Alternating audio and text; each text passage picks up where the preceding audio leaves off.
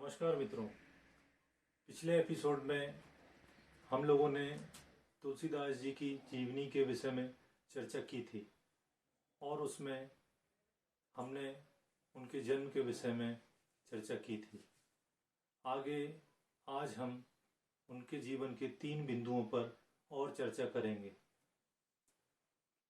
जन्म के बाद उन्हें श्री नरहरियानंद जी अयोध्या ले आए थे। आज हम उनके अध्ययन अध्यापन, उसके पश्चात उनके विवाह और उसके पश्चात उनका संन्यास और उसके पश्चात राम दर्शन, कहाँ पर उन्हें रामचंद्र जी के दर्शन हुए थे, इसकी हम लोग चर्चा करेंगे। श्री नरहरियानंद जी उन्हें अयोध्या ले आए थे। यहाँ पर उन्होंने इनका यज्ञोपवीत संस्कार करके इन्हें स्वामी श्री नरहरि जी के संरक्षण में वैष्णवों के 5 संस्कार करके श्री नरहरि स्वामी जी ने इन्हें राम बोला को राम मंत्र की दीक्षा दी थी। इसके पश्चात श्री नरहरि स्वामी जी तुलसीदास जी को वहीं अयोध्या में रहकर ही अध्ययन कराने लगे। कुछ दिनों अध्ययन कराने के बाद श्री नरहरि स्वामी जी यह जानते थे कि तुलसीदास जी एक बहुत ही प्रखर बुद्धि के बालक हैं। गुरुमुख से निकली हुई कोई भी बात इन्हें कंठस्थ हो जाती है। इन्हें लेकर सीकरी क्षेत्र सोरो पहुंचे। वहां पर इन्होंने तुलसीदास जी को राम कथा कही। इसके बाद वे काशी चले गए। काशी में शेष सनातनियों द्वारा इन्हें 15 वर्षों तक वेद वेदांतों का अध्ययन कराया गया। अध्ययन बहुत ही अच्छे तरीके से करने के पश्चात तुलसीदास जी को इधर लोक वासना जागृत हुई। इन्होंने अपने विद्या गुरु से आज्ञा मांगकर राजापुर ग्राम जाने की इच्छा व्यक्त की। तब ये राजापुर ग्राम आकर देखते हैं कि इनके परिवार के जन और इनके पिताजी नष्ट हो चुके हैं। तब इन्होंने पिताजी एवं अन्य परिवारजनों का विधि पूर्वक श्राद्ध किया। इसके पश्चात वहीं राजापुर ग्राम में रहकर राम कथा कहने लगे। संवत 1583 ज्येष्ठ शुक्ल की 13 को इनकी गुरुवार को भारद्वाज गोत्र की एक सुंदर कन्या से इन्होंने विवाह रचाया। विवाह रचाने के पश्चात यह वहीं वर वधू राजापुर ग्राम में सुखपूर्वक रहने लगे। कुछ दिनों के पश्चात इनकी स्त्री का भाई इन्हें लेने तुलसीदास जी के घर आया। तब इनकी स्त्री इनके भाई के साथ मायके चली गई। मायके जाने पर तुलसीदास जी भी अपनी स्त्री के पीछे पीछे मायके पहुंच गए।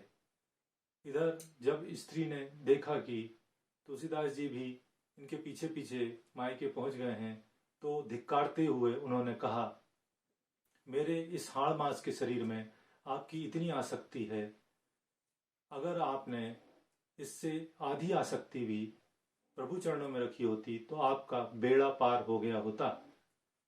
इतना सुनते ही तुलसीदास जी को मन में लग गई और वह वहां एक क्षण भी नहीं रुके और वहां से प्रयाग की ओर चल पड़े। प्रयाग आकर इन्होंने अपना गृहस्थ वेश त्याग दिया और साधु वेश धारण कर लिया। यहाँ पर तुलसीदास जी ने संन्यास ले लिया। संन्यास लेने के बाद इन्होंने प्रयाग से काशी की ओर चल पड़े। काशी में भी जाकर वो राम कथा कहने लगे। काशी में एक दिन उन्हें एक प्रेत मिला। प्रेत से तुलसीदास जी ने हनुमान जी का पता पूछा। तब हनुमान जी ने उन्हें कहा कि आपको श्री रघुनाथ जी के दर्शन चित्रकूट में होंगे। यह सुनते ही श्री तुलसीदास जी चित्रकूट की ओर चल पड़े। चित्रकूट में राम घाट पर आसन जमा कर बैठ गए और एक दिन सुबह प्रदक्षिणा करने निकले। प्रदक्षिणा के दौरान उन्हें 2 घोड़ों पर 2 सुंदर बालक धनुष बाण लिए हुए जाते हुए दिखे।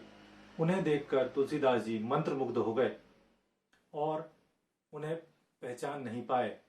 पीछे से आकर हनुमान जी ने यह भेद बताया कि यह तो राम और लक्ष्मण भगवान ही हैं। तब तुलसीदास जी को बहुत पछतावा हुआ और उन्होंने कहा कि अब मुझे कब इनके दर्शन होंगे। तुलसीदास जी को हनुमान जी ने सांत्वना देते हुए कहा कि आप चिंता न करें, कल प्रातः पुनः आपको राम जी के दर्शन होंगे। तब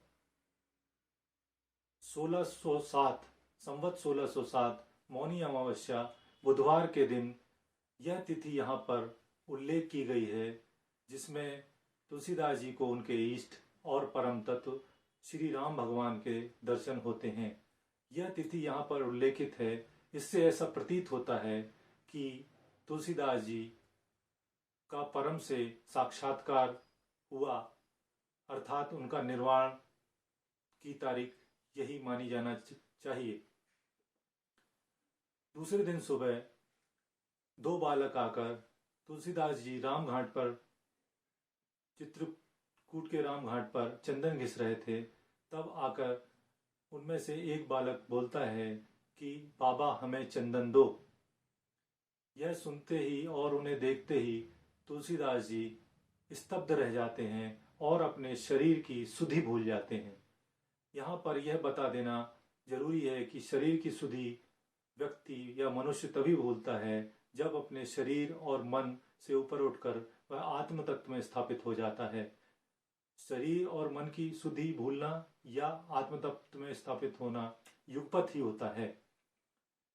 और तब स्तब्ध रह गए। तब हनुमान जी को लगा कि कहीं तुलसीदास जी फिर यह अवसर न चूक जाएं। उन्होंने तोते का रूप धारण करके यह दोहा कहा, चित्रकूट के घाट पर भई संतन की भीड़, तुलसीदास चंदन घिसत तिलक देत रघुवीर। यह सुनते ही तुलसीदास जी